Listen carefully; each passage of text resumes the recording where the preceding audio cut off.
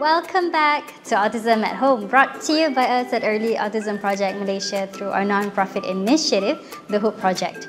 My name is Emma Sajida and it's so nice to see you again. I'm here today with Tiffany Loh, one of our senior supervisors at EAP. Welcome to the 7th lesson on preschool games, which is all about the game of Pass the Parcel. There are different ways of playing this favorite game, typically played in playdates and birthday parties. Children may get a bit competitive in this game, and depending on who are the ones joining in the game and which version of this game is going to be played, children can get pretty upset with some of the potentially unpreferred outcomes in the game. Let's talk about the potential challenges in this game before they are broken down.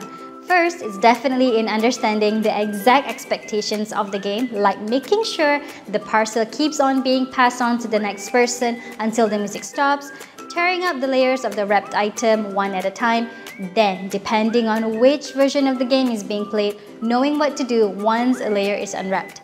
Second is learning when a player is eliminated from the game, which would be predetermined once the version of the game is decided. Then, of course, understanding how a player actually wins the game and ultimately coping when they are not winners. The very basic version of this game involves a box wrapped with layers and layers of papers. The more layers added, the more turns the players get in the game. Then the music begins playing, signaling the game to start by passing the wrapped box from one player to the one seated next to them.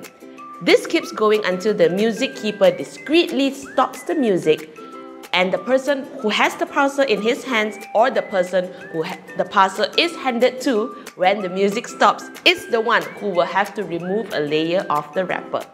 Once the first layer is unwrapped, the game continues on and in the same way until the final layer is unwrapped by the person who is ultimately the winner and the prize is revealed.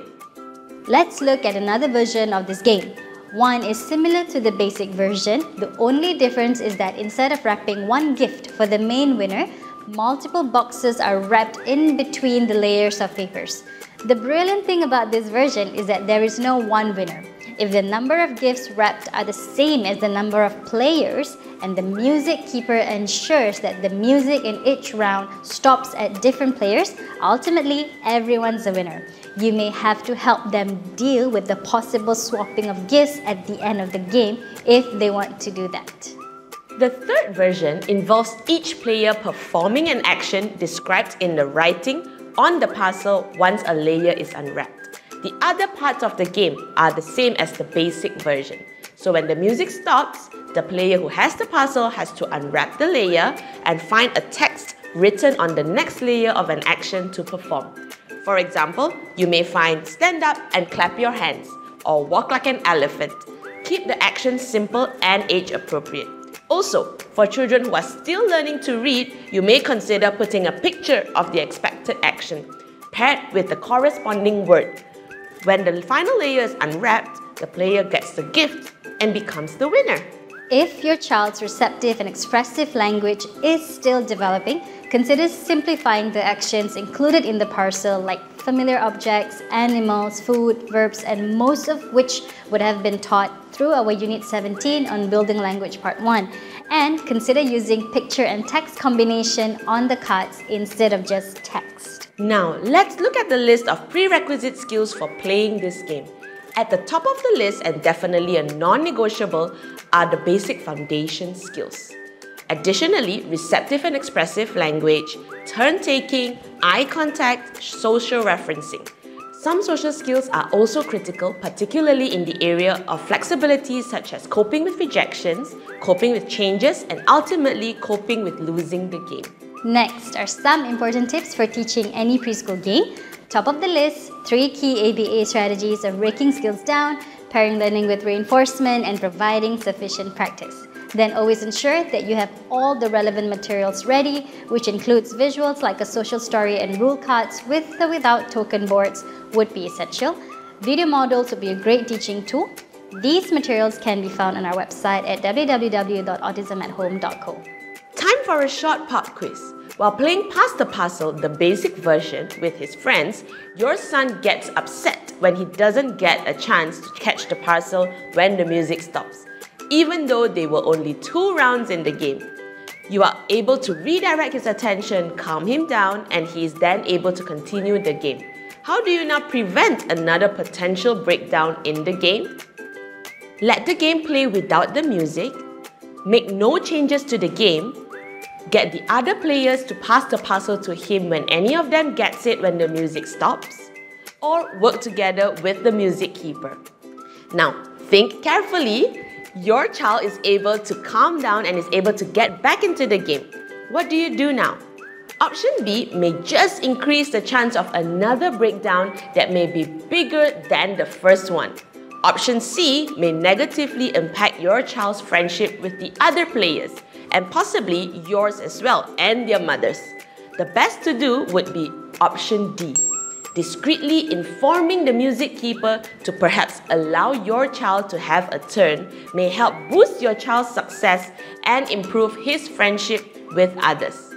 Once your child gets a turn and is coping well with the outcome, remember to give him the social feedback of how well he did and the reinforcement as well. We would encourage your child to learn the basic version of the game first before gradually learning the other versions once your child has successfully learned to play this game and is able to generalize the game in different environments and with different people consistently. In terms of mastery criteria, you can do a straightforward 3 times 100% MT1 for your child to receive the parcel first. Then, perhaps do a 3 times 100% Gen 1 for generalization level 1, which mainly means your child gets the parcel in a generalized setting. Then do a 3 times 100% MT2 for other players getting the parcel. The main goal here is for your child to get used to not receiving the parcel this time. Then do a 3 times 100% Gen 2 for level 2 through generalization with adults for your child not receiving the parcel before targeting 3 times 100% random rotation for your child getting and not getting the parcel. Finally, you can do the final 3 times 100% Gen 3 step in group activities with other children. Another reminder is to always start by playing with one other adult first, before increasing the number of adults in the game, then other children, one at a time in number. Once your child is able to play this game successfully with a group of friends, you can then teach him the other versions and then follow the same breakdown. As for generalization, this would be a great activity for children to engage in at birthday parties, play dates, sleepovers, or even at family game nights. And finally, it's your turn. Assess your child's areas of flexibility in coping with rejections, coping with changes, coping with losing. Plan the breakdown for this game.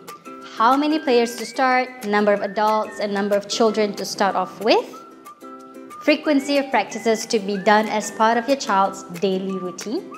Determining the mastery criteria. Prepare all the learning materials and begin teaching. Well, that's it for Pass the Parcel. Have fun giving it a go. And do stay tuned for our 8th and final lesson on this series, Charades. Thank you for your support, and with the amount of interest we have received online, we have actually started providing online services and currently working with clients in other states of Malaysia, Singapore, New Zealand, Philippines, Switzerland, Indonesia, China, and Brunei as well. So do scan this QR code and get in touch with us if you want to find out more. If you haven't already, do check out our free online resource platform, Autism at Home, which has all the corresponding articles and downloadables for you. And don't forget to subscribe to our YouTube channel. Follow us on our Instagram and Facebook pages to stay updated. Thank you for watching, and we will see you soon.